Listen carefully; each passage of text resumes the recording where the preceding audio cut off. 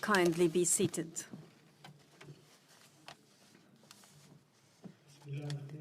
In the name of God, the gracious, the most merciful, Your Majesty's Excellencies and Highnesses, peace be upon you and God's blessings. I welcome you all to Sharm el-Sheikh Peace Summit. At this historic milestone, where we all together have witnessed the reaching of Sharm el-Sheikh agreement on ending war in Gaza, and the birth of a glimpse of hope that such deal ends an agonizing chapter in the history of mankind and opens the door, ushering in a new era of peace and stability in the Middle East. The deal offers a better morrow to the conflict-fatigued and strained regional populations. And now we receive the valorous peace leaders that attained peace in the entire world. Allow me to invite His Excellency, the American President Donald Trump, to join the peace lovers leaders who advocate for peace in the world.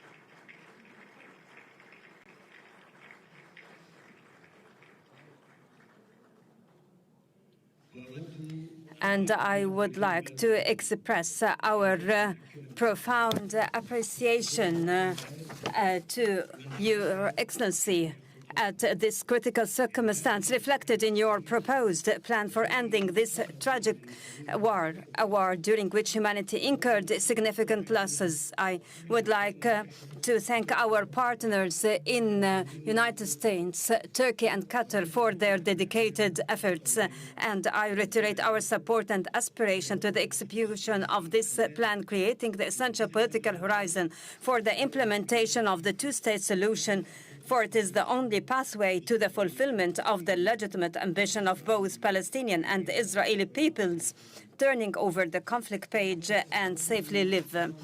Excellency President, you have demonstrated that genuine leadership doesn't mean war waging, rather the ability to bring it to a halt. We trust your leadership that is capable to carry out the current deal and to execute your entire staged plan. Excellency President, let Gaza war be the last of wars in the Middle East. Majesties, Excellencies, and Highnesses, Egypt launched a peace trajectory in the Middle East nearly half a century ago, specifically in November 1977, when the late President Anwar Sadat, may God shower him with his mercy, took unprecedented steady moves in the history of the region and initiated the historic visit to Jerusalem. Since that moment, Egypt has established a new era, granting posterities a chance for life, and proved that people's security is not only realized by military force. Today, Egypt along with its sisterly Arab and Islamic states, reiterate that peace remains our strategic option. Experience showed over the past decades that this option cannot be founded except through just and equal rights. Based on this, and if the whole regional populations have always been relishing the right to their independent nations, the Palestinian people is not an exception. They too have the right to self-determination and to aspire for a future where war doesn't loom over, own the right to enjoy freedom and to live in their independent state, a state that lives side by side with Israel in peace, security, and mutual recognition.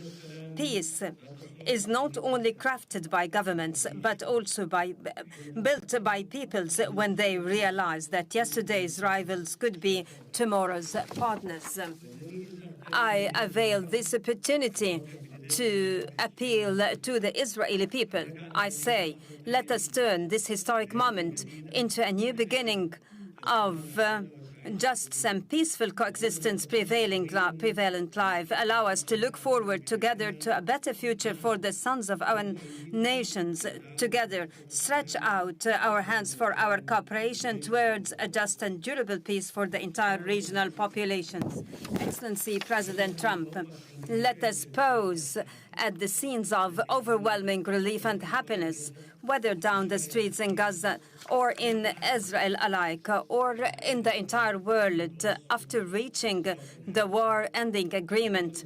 Thanks to your wise initiative, it is another evidence to the people's option is peace. We value as well your interest in resuming life in Gaza. Egypt will work with the United States and in coordination with all partners during the forthcoming days to lay down the common grounds for proceeding towards the Strip reconstruction without delay. In this context, we are willing to host early recovery, reconstruction and development conference, which will be based on your plan for ending the war in Gaza, in order to provide livelihoods and to give hope to the Palestinians on their lands. Peace cannot be completed until hands are extended for rebuilding in the aftermath of devastation. Majesties, Excellencies, and Highnesses, we look ahead to a bright future to our region, as its cities are built on hope rather on burying the memories of its inhabitants under the rubble. We have a unique and historic opportunity at hand. It might be the last to come to a Middle East free from whatever menacing its stability and progress. A Middle East where its populations relish peace and decent existence within its secured borders and safeguarded rights. A Middle East that is invincible to terrorism and radicalization. A Middle East free from mass destructive weapons. This is the very new Middle East that Egypt envisions to be embedded in collaboration with regional and international partners.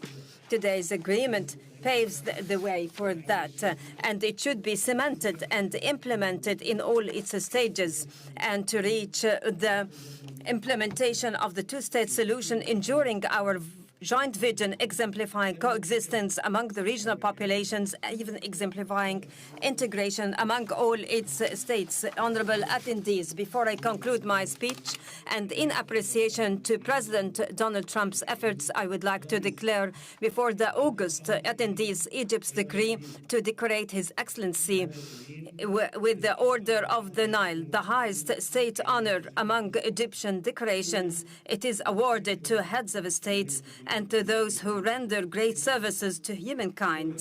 Thank you all.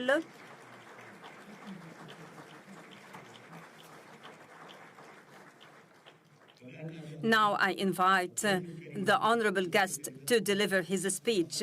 Excellency President Trump, kindly proceed. The floor is yours.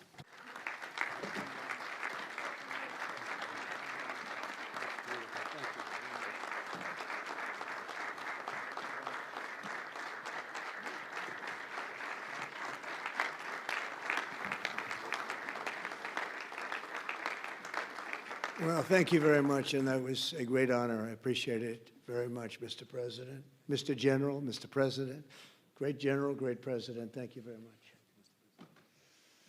This is the day that people across the region and around the world have been working, striving, hoping, and praying for. They have done things over the last month that I think were really unthinkable.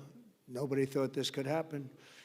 With the historic agreement we've just signed, those prayers of millions have finally been answered. As you know, the hostages have been returned, and further work goes on having to do with the, sadly to say, bodies.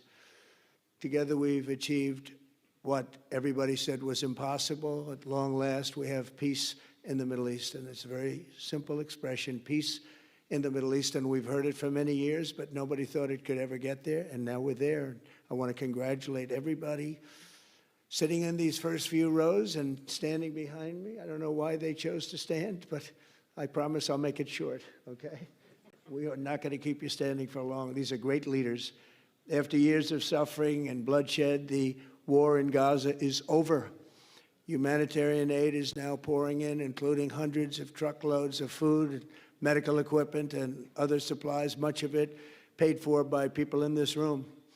Civilians are returning to their homes. The hostages are reuniting. I mean, it's beautiful. I'm just watching it backstage. The level of love and sorrow, I've never seen anything like it. It's amazing when you see they haven't seen their mother, their father. They haven't seen them in such a long time, and they lived in a tunnel, a very little tunnel, very deep.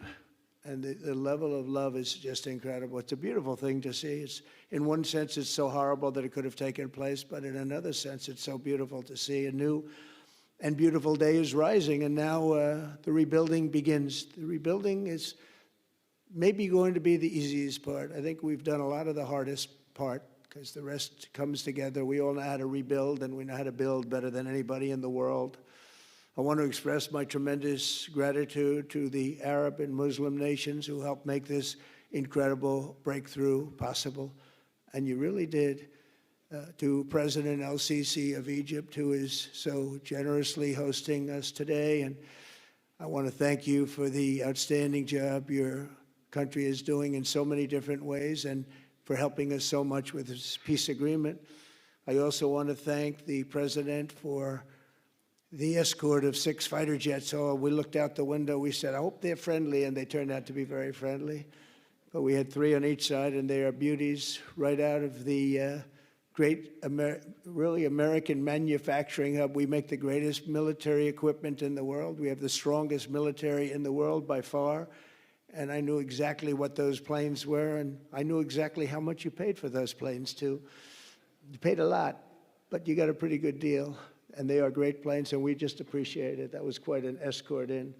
That was very impressive. But Air Force One was really, it was covered with Egyptian desert just a few months ago. If you think about it, just a few months ago it was Egyptian desert, and now it was just a few feet off our window.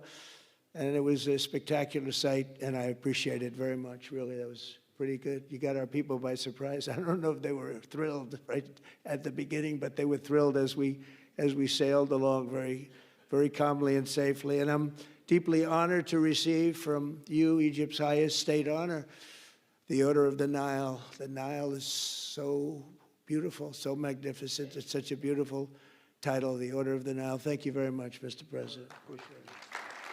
Great honor. I also want to give a very special thanks to the Emir of Qatar, a man who's outstanding. He's been a friend of mine for a long time, long before politics, and he's a fantastically respected man. His Highness Sheikh Tamim is respected by everybody. He's respected by everybody and in the most positive way, not only because of power, because of his heart. He's got a tremendous heart, and he's a great leader, and his country loves him. Thank you very much for being here. It's an honor. Let me also express our condolences to the Qataris on the tragic car crash that claimed the lives of your cherished diplomats, some of whom were known by our people, and they were supposed to be incredible people. So please extend our sorrow and best wishes. That was tough. That was really tough. On this extraordinary occasion, I also want to give our sincere thanks to President Erdogan of Turkey. He's always there when I need him. He's such a tough guy. He is tough as you can be, but we love him. And when they have a problem with you, they always call me to handle it. And usually I come through. We just have a good relationship, and we have from the beginning. And so I want to thank you very much and say hello to your wife, your beautiful wife. And it's great to be with you. Always there. When I need him, he's always there. Thank you very much, Mr. President. And I also want to thank, I just spoke to him on the phone, His Royal Highness Crown Prince Mohammed, Saudi Arabia, a special friend of mine. Boy, he's come so long and so far, and he's doing a fantastic job for his country. and I want to just thank him. And, His Highness Sheikh Mohammed of the United Arab Emirates is here. Where? He's here someplace. Well, oh, he's not here, but he's here in spirit, I can tell you that. And he's been another one. He's been absolutely incredible, and we appreciate it very much. And His Majesty King Abdullah of Jordan, and thank you very much, King Abdul of Jordan. He's here. Thank you. Thank you. Thank you very much. And you really have been a great helper. We appreciate it. Appreciate it. Prime Minister Sharif of Pakistan, and also I have to say my favorite Field Marshal from Pakistan, who's not here, but the Prime Minister is here, and you're going to give his regards. Where are you? There you go. Thank you very much. Do you want to say what you said to me the other day? Come, would you like to say what you said the other day? I think it was so nice. Please. Thank you very much, my dear President Trump, my dear brother President Fath el-Sisi of Egypt, Majesties, Highnesses, Excellencies, ladies and gentlemen, Assalamu alaikum, and a very good evening. Well, I would say today is one of the greatest days in contemporary history, because peace has been achieved after untiring efforts led by President Trump, who is genuinely a man of peace, who has relentlessly and untiringly worked throughout these months, day in and day out, to make this world a place to live with peace and prosperity. I would say that Pakistan had nominated President Donald Trump for Nobel Peace Prize for his outstanding, extraordinary contributions to first stop war between India and Pakistan, and then achieve ceasefire along with his very wonderful team. And today, again, I would like to nominate this great president for Nobel Peace Prize, because I genuinely feel that he is the most genuine and most wonderful candidate for Peace Prize, because he has brought not only peace in South Asia, saved millions of people, their lives. And today, here in Sharm el-Sheikh, achieving peace in Gaza is saving millions of lives in the Middle East. Mr. President, I would like to salute you for your exemplary leadership, visionary leadership. And I think that you're the man this world needed most at this point in time. World would always remember you as a man who did everything, went out of the way to stop 7 and today 8 wars. I would like to thank my very dear brother, Sheikh Tamim. He's Akh al-Shaqiq, who has really worked very hard along with others to achieve peace in this region. My very dear brother, President Tayyip Erdogan, His Majesty, King Abdullah, and of course, my very dear brother, Mohammed bin Zayed of UAE, and of course, my very dear brother, Crown Prince of Saudi Arabia.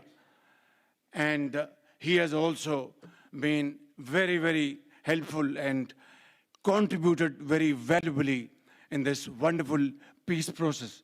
Ladies and gentlemen, I wouldn't want to take more of your time.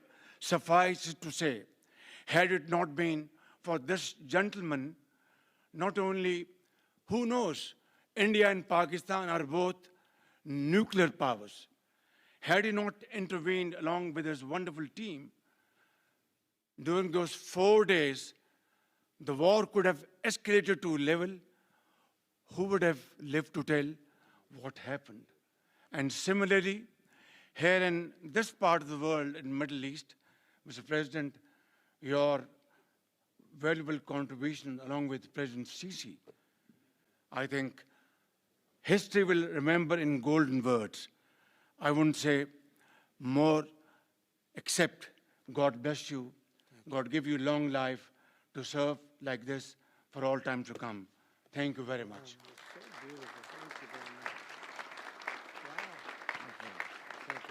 Very kind. Thank you. Wow, I didn't expect that. Let's go home. There's nothing more I have to say. Goodbye, everybody. That was really beautiful and beautifully delivered. Wow, thank you very much. Also with us is President Prabowo, a very incredible man, of Indonesia. President, come in.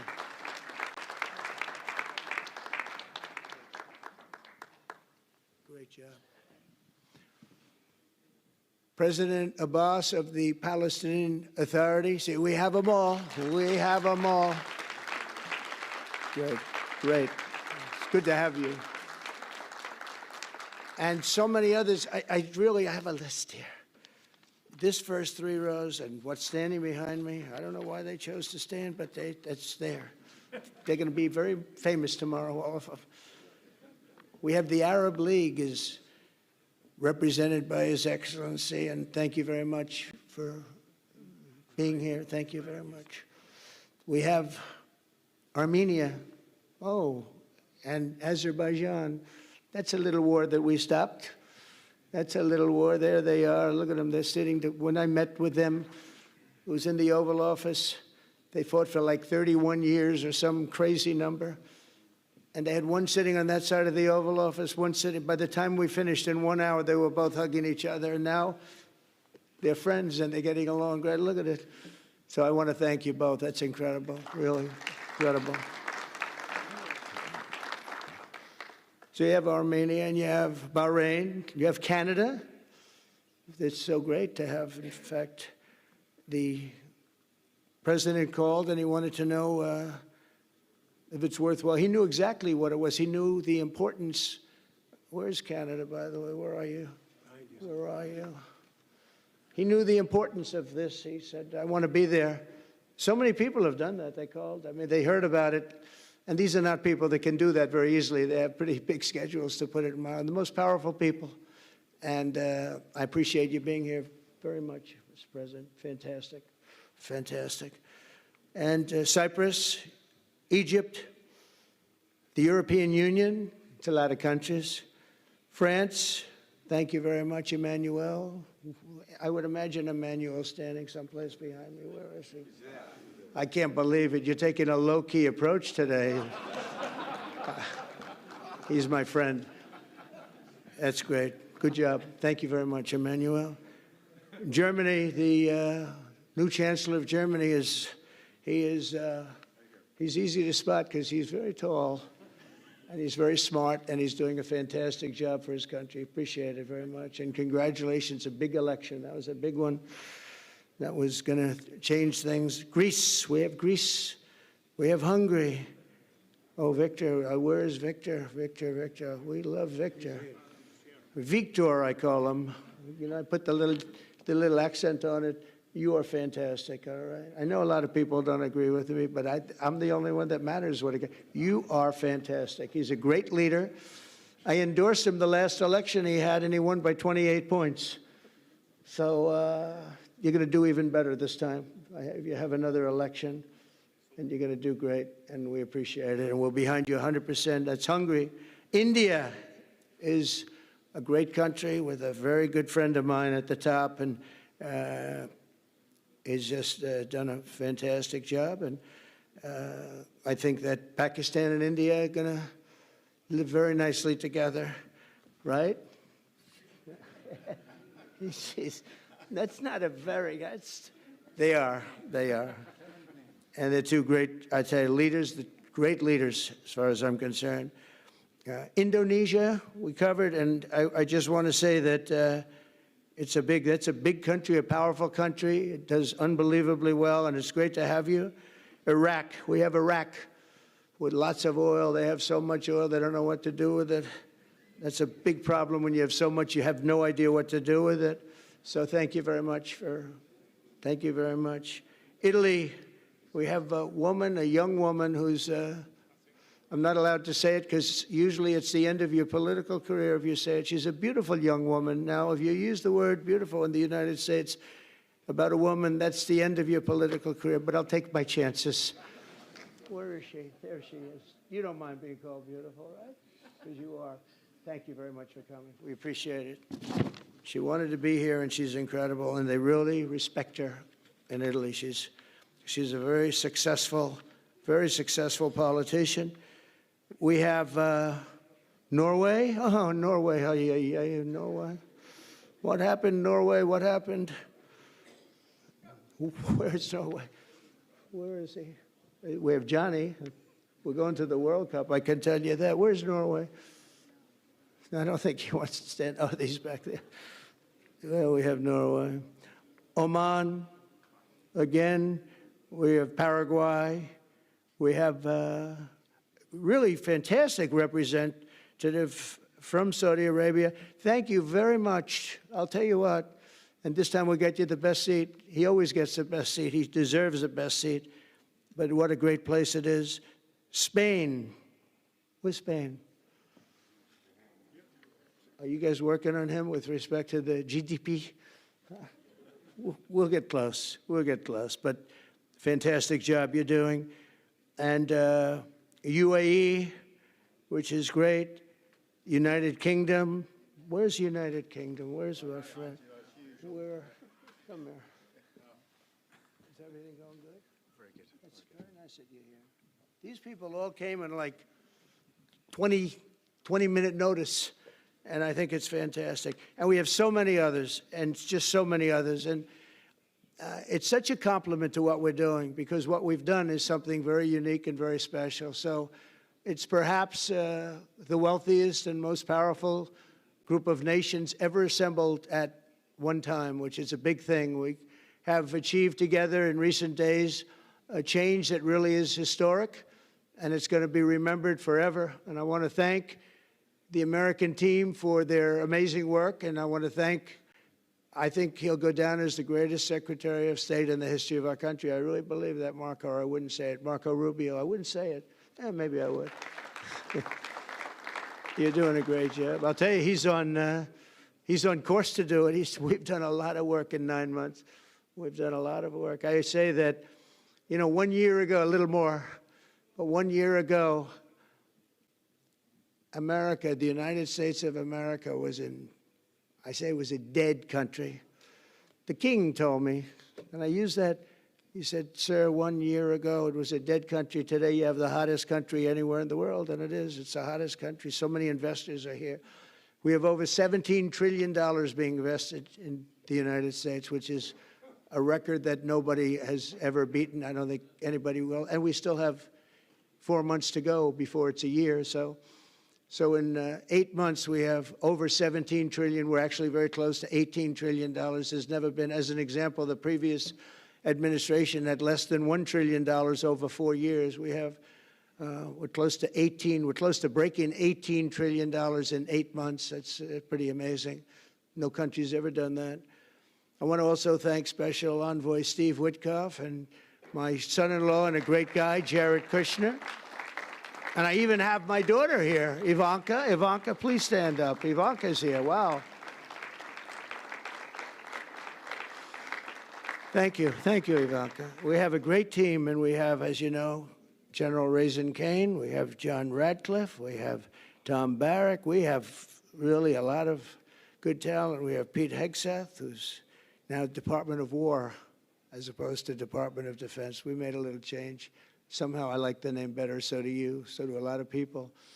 But the momentous breakthrough that we're here to celebrate tonight is more than the end of the war in Gaza. It's with God's help, it'll be the new beginning for an entire beautiful Middle East. From this moment forward, we can build a region that's strong and stable and prosperous and united in rejecting the path of terror once and for all. We want to get rid of the terror and get on to other things. There are many other things in life that are so good. The final sprint to this deal began less than 3 weeks ago on the sidelines of the United Nations in New York. I met with many of the people in this room, and it all just started coming together. I've known so many of you for so long. You're friends of mine. You're great people. I have a couple I don't like in particular, but I won't tell you who. I have actually a few of them I don't like at all, but you'll never find out who they are. Well, maybe you will, come to think of it. But I have most of you who I like a lot, and I respect a lot. Maybe that's more important. We listened, and we exchanged ideas, and we kept pushing forward until the job was done, and the first steps to peace are always the hardest. And today we've taken them, and we've put them all together, and we've come up with this beautiful mix like nobody thought was possible. And as you know, I've just come from Israel. It was an amazing day to watch the hostages come in and to watch all of the other things and do all of the other things that we did. And like all of us here this evening, the Israeli people are overjoyed that the war has ended. Many of you have had dancing in the streets. They had dancing in the streets. And they've been dancing for weeks now once they heard about this and they heard that it was even a possibility. They're elated at the arrival of the hostages and excited to begin this new chapter for the entire region, and it's going to be that. And they are going to be great partners, and I hope everybody's going to join the Abraham Accord. I like to say the Avraham. I love Avraham, but somehow it doesn't sound as good when I say it as it does when some of my other friends say it who are from the region. But we're going to get a lot of people joining the Abraham Accords. We have the 4 great nations that did it early on, and they stayed with it. And then you had the Biden administration, which is the worst administration in the history of our country, and obviously they did nothing on that and anything else. And so it stayed at 4, and now a lot of people, even today, they're talking about all joining up. So many people have talked to me about that, and it's going to be a great tribute to really the United States. I mean, the United States has worked very hard in the Middle East, so it would be a tribute to us and to Jared and to Steve and to all of the people, Marco, all of the people that have worked so hard on that. And it really is going to it's going to guarantee that it all stays together. You're going to do well, because the 4 nations do very well. I mean, they do extremely, they're wealthy, but they're a lot wealthier because of it. So I hope everybody's now joining up. Now we have no excuses. We don't have a Gaza, and we don't have an Iran as an excuse. That was a good excuse, but we don't have that anymore. All the momentum now is toward a great, glorious, and lasting peace. And our commitment to fulfilling the 20-point plan we developed together will be the crucial foundation for achieving that bright future. And it's being worked on right now as we speak. And we're actually in stage 3 and 4. It's not going to be, just divided down so simply. We can be long advanced on some of the things that we say we're going to do. We can take them out of order in a positive way. And we've shown how it can be done with responsible nations like the people in this room, these incredible people in this room, setting aside their differences, seeking common ground, and pursuing a better world for all of us. In that spirit, it's my dream that we all get together and enjoy our life. And we're going to put some of you on the Board of Peace. Everybody wants to be on the Board of Peace. They said, would you be the chairman? I say, I'm pretty busy too. But whatever we can do to have peace in the Middle East, it's worth it. But everybody wants to go on the Board of Peace, so we're probably going to enlarge it. We're going to get, and the leaders, the top people, the top leaders, they want to be on the Board of Peace. A beautiful term. At first I wasn't sure, and then I realized how beautiful it is. And for the people of Gaza, the focus now must be on restoring the basics of a good life. We're going to have a lot of money coming into Gaza and a lot of rebuilding and building. It's not so much rebuilding, it's really building, cleaning up and building. And I'm pleased to announce that numerous countries of great wealth and power and dignity have come forward to me just today and over the last week to say they want to help in the reconstruction of Gaza, putting up whatever money is necessary. And the money is, of course, it's a lot of money, but it's not much compared to the value or the wealth of these tremendous countries. And they are ensuring stability and success in the Middle East. So when you think about it, it's a very, very small amount of money is necessary, relatively speaking. And as those commitments are made, I'm going to let the world know who is doing it, because they really deserve great credit for doing it. And they're going to do something that's really monumental. This is a monumental day. This is a monumental moment in the history of the world beyond the Middle East. We've all agreed that supporting Gaza must be done to lift up the people themselves, but we don't want to fund anything having to do with bloodshed, hatred, or terror, as has happened in the past. And for the same reason, we're also agreed that Gaza's reconstruction requires that it be demilitarized and that a new, honest civilian police force must be allowed to create a safe condition for the people in Gaza. As I said earlier, I intend to be a partner in securing a better future. We're going to be working, you're going to be working with the United States, and we're going to make sure that the Middle East is going to be a safe and secure place. It's a very important place in the world, means so much. There were so many people who said the Middle East, and this has been going for many, many decades. I've read it many times, that World War III will begin in the Middle East. It's not going to happen. That's not going to happen. There was a time that you would have thought it could have, but it's not going to happen. There won't be World War III, hopefully at all, but it's not going to start in the Middle East. We're not going to have a World War III if we're smart. There'll never be a World War III. Our work begins right here and right now. From ancient times, this region has been extraordinarily mixed with respect to people, culture, religions, all of the different elements of national characters, unlike maybe anywhere else on earth. And for 3,000 years, there's been conflict. For whatever reason, there's been tremendous conflict, always conflict. But today, for the first time anyone can remember, we have a once-in-a-lifetime chance to put the old feuds and bitter hatreds behind us. And that's why so many people in this room, they didn't get along. Some did, some didn't, but they're getting along now. This has brought the people together. This is the first time the Middle East crisis has brought people together as opposed to driving them apart. And to declare that our future will not be ruled by the fights of the generations past, which is foolish. So together, let us continue in the spirit of cooperation and goodwill that has finally brought us to this incredible, historic breakthrough. If we do together, we will reach the Middle East's incredible destiny, a safe and prosperous and beautiful crossroads of culture and commerce, faith and humanity, and geographic center. This will be the geographic center of the world. So I just want to thank everybody for being here. I want to thank you all for what you've done and for this quick notice. It all came together just at one little period. It just came together. It's the greatest deals happen that way. If you do anything about deals, that's all I've done all my life is deals. The greatest deals just sort of happen.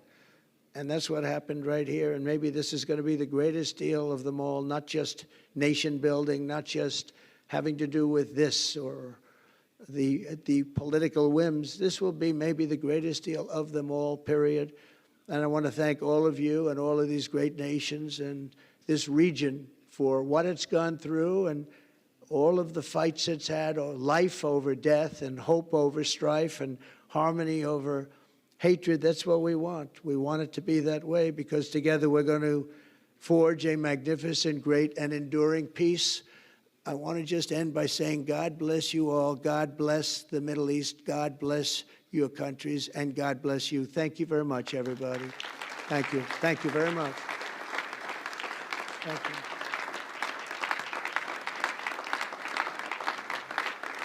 Thank you very much.